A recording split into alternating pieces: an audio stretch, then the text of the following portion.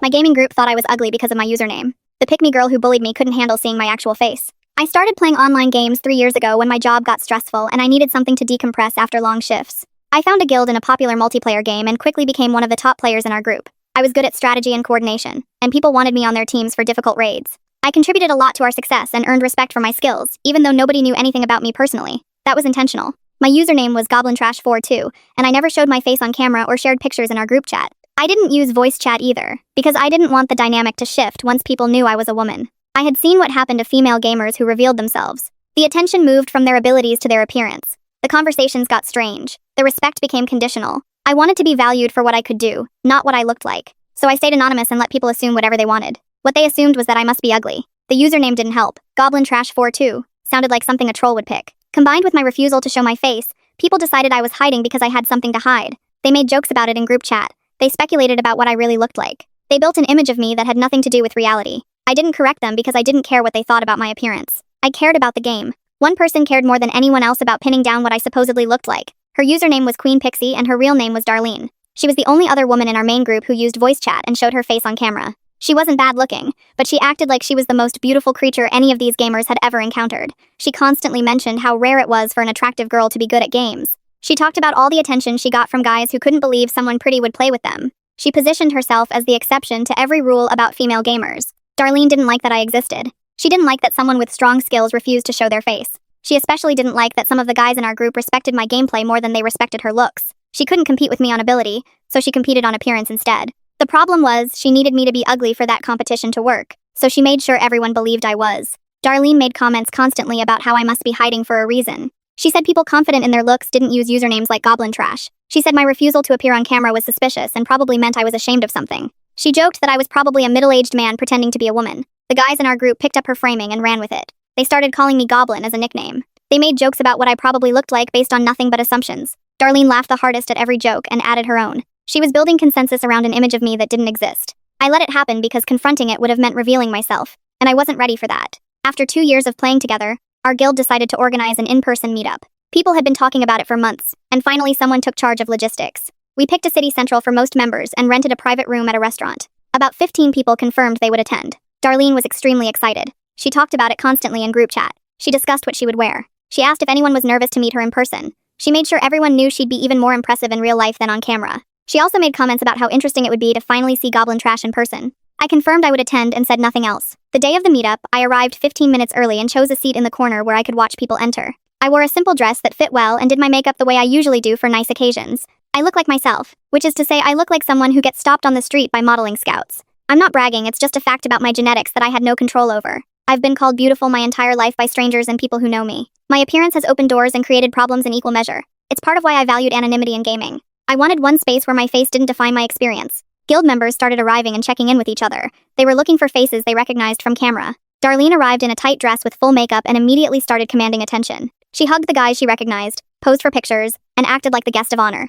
She scanned the room looking for me with obvious anticipation. She wanted to see the ugly girl she'd been mocking for 2 years. She wanted confirmation that her assumptions were correct. One of the guild leaders finally approached me because I was sitting alone and asked if I was with another party. I told him my username. He stared at me for a solid 5 seconds without speaking. Then he called out to the group that Goblin Trash was here. Everyone turned to look. I smiled and waved. The reaction was immediate and satisfying. The silence stretched across the restaurant's private room like someone had hit pause on reality. Everyone stared at me with complete shock as they tried to match Goblin Trash 4-2 with the woman sitting in front of them. Some had their mouths slightly open. Darlene couldn't make eye contact. She remained frozen near the entrance, still scanning the room like she was hoping to find the real Goblin Trash somewhere else. Mateo broke the tension by asking if I was actually the person who'd carried him through that impossible raid last month. When I confirmed it was me, he started laughing at himself for all the goblin jokes he'd made. He kept saying he felt like an idiot. Other guild members slowly approached to introduce themselves properly, their behavior noticeably different now that they could see my face. They stood up straighter and made more eye contact. During dinner, I noticed the social dynamics shifting rapidly. The guys who used to call me Goblin as an insult now used it as a friendly nickname. They asked about my job and strategies for different boss fights.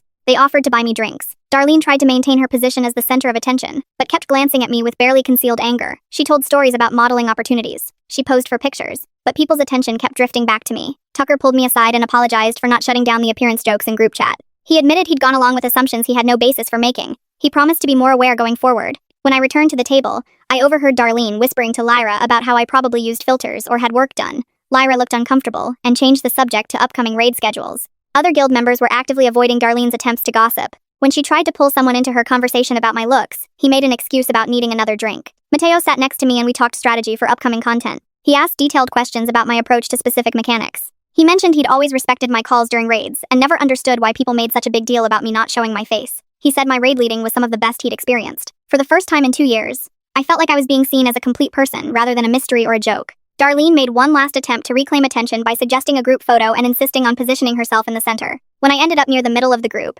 her smile became visibly forced. The photo got posted to Discord within minutes, and she was the only one not genuinely smiling. After the meetup, our group chat exploded. Several members privately messaged me with apologies. Lyra sent a long message acknowledging specific comments she'd made and asking if we could start fresh. I appreciated the genuine remorse. Darlene posted about what a fun evening it was, carefully avoiding any mention of me or the reveal. Someone asked directly what she thought of finally meeting me. After a long pause where the typing indicator appeared and disappeared several times, she responded with a generic comment about how nice it was to meet everyone. The awkwardness of her non-response became its own statement. Over the next few days, Darlene's activity in our guild Discord dropped from constant to minimal. She stopped posting screenshots. She stopped sharing memes. She stopped making those comments about being the rare, attractive girl who could actually play games well. The comparison she'd built her entire gaming identity around no longer worked. I existed as proof that beautiful women could play at a high level without making their appearance the main topic of conversation. Our next raid night arrived, and I made a decision that felt both scary and necessary. I enabled voice chat for the first time in 2 years. When I said I was ready, the chat went completely silent. Then Mateo said my voice sounded exactly like he'd imagined, which made everyone laugh and broke the tension.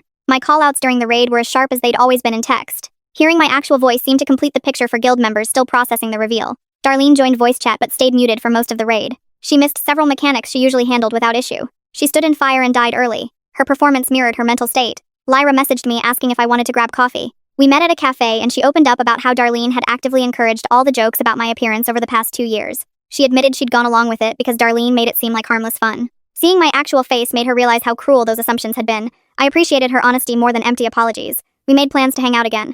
The guild's social dynamics continued shifting. Some members were genuinely apologetic and wanted to move forward. Others got quiet and withdrew, embarrassed but unable to address it. Darlene fell into a third category. She was angry. Her assumptions were wrong. She acted like I had deceived everyone by not correcting their baseless theories. Her resentment showed up in passive-aggressive ways, skipping reactions on everyone's messages except mine, ignoring anything I posted, going silent in voice chat the moment I joined. Mateo messaged me about forming a smaller group for harder content. He was selecting people based purely on skill and attitude. I noticed Darlene wasn't on the roster. Her exclusion from elite content would land harder than any direct confrontation could. 3 weeks after the meetup, Darlene posted a long message about taking a break from the game. She cited personal reasons and said she needed to step away for a while. Everyone knew the real reason. Her social standing had completely collapsed, and she couldn't handle being in a space where she wasn't the center of attention anymore. I sent a brief response saying I hoped she found what she was looking for. I meant it sincerely. Holding on to anger seemed pointless when she was already dealing with the natural consequences. With Darlene gone, the guild atmosphere became noticeably different. The tension disappeared. People relaxed in voice chat. Raid nights focused on actual gameplay instead of social hierarchy.